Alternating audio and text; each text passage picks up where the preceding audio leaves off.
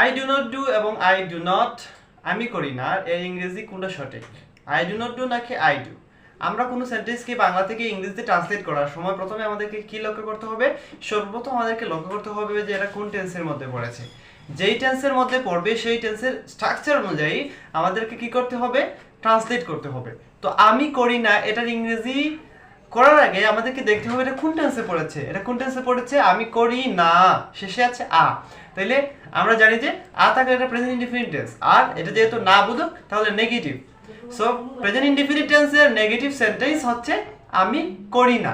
এখন এর স্ট্রাকচারটা কি? প্রেজেন্ট ইনডিফিনিট টেন্সের স্ট্রাকচারটা কি নেগেটিভের ক্ষেত্রে?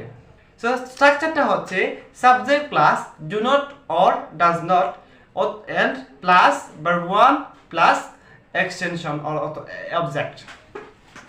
সো এখানে সাবজেক্টের কি? আই মানে আমি, তারপরে অক্সিলারি ভার্ব আই এর সাথে কি বসবে? অবশ্যই ডু বসবে, যেহেতু এটা ফার্স্ট পারসন। তো আই ডু নট। তারপরে হচ্ছে এখানে ভার্বটা হচ্ছে করা, আর করার ইংরেজিটা হচ্ছে ডু। তাহলে আই ডু নট আর ডু। এখন বলতে পারেন ডু দুইবার কেন আসলো? আসলে প্রথম ডুটা হচ্ছে অক্সিলারি ভার্ব এবং দুই নাম্বার ডুটা হচ্ছে প্রিন্সিপাল ভার্ব, তাই ডু দুইবার আসবে। অর্থাৎ সর্বোপরি বলতে পারি আমরা আই ডু নট আমি করি না এইটা ভুল, আর I do not do this is the correct sentence. So নতুন নতুন বিষয় জানার জন্য আমাদের সাথে থাকুন। আসসালামু আলাইকুম গাইস।